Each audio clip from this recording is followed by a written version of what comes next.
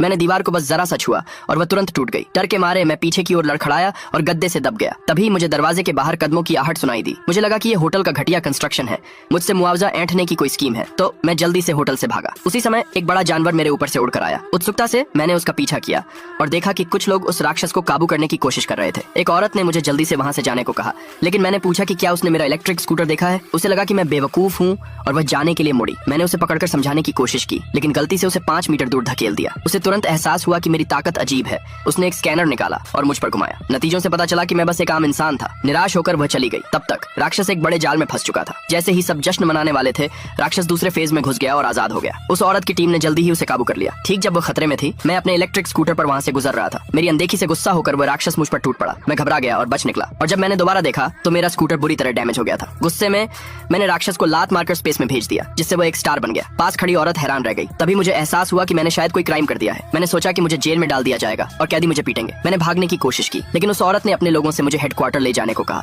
मुझे लगा कि मेरी जिंदगी खत्म हो गई है, लेकिन वे मुझे फिर से टेस्ट करने के लिए एक डिवाइस लाए। उन्होंने समझाया कि पत्थर पर जितने ज्यादा रंग चमकेंगे, ताकत उतनी ही ज्यादा होगी। पास खड़ा एक अमीर नौजवान मुझे नफरत से देख रहा था। औरत के सामने दिखाने के लिए मेरा मजाक उड़ा रहा था कि मैं एक लूजर हूँ। उसने अपना हाथ डिवाइस पर रखा। एक घनी हरी रोशनी एक काल्पनिक जानवर के रूप में इकट्ठा हुई। उत्सुकता में मैंने कोशिश की, लेकिन बहुत देर तक दबाता रहा, लेकिन कोई जवाब नहीं मिला। अमीर नौजवान जोर से हंसा। अचानक डिवाइस चमकीले रंगों में फट गया और इससे पहले कि कोई कुछ कर पाता, वह ओवरलोड होकर टुकड़ों में बिखर गया। कमरे में सन्नाटा छा गया, लेकिन वह अमीर लड़का उस लड़की के सामने हार नहीं मानना चाहता था जिसे वह पसंद करता था। इसलिए उसने मुझे मुकाबले के लिए चैलेंज किया। मैं मना करने ही वाला था, लेकिन डायरेक्टर ने फिर भी मुझे आगे बढ़ा दिया। अमीर लड़के ने घमंड से कहा, मैं तुम्हें पहले 3 बार मारने दूंगा, ताकि कोई यह न कह सके कि मैंने तुम्हें धमकाया। यह सुनकर मैंने बिना झिझके अपना मुक्का उठाया और जोर से मारा, लेकिन वह वहीं पूरी तरह से शांत खड़ा रहा। दूसरे पार्ट के लिए कमेंट में यस लिखे।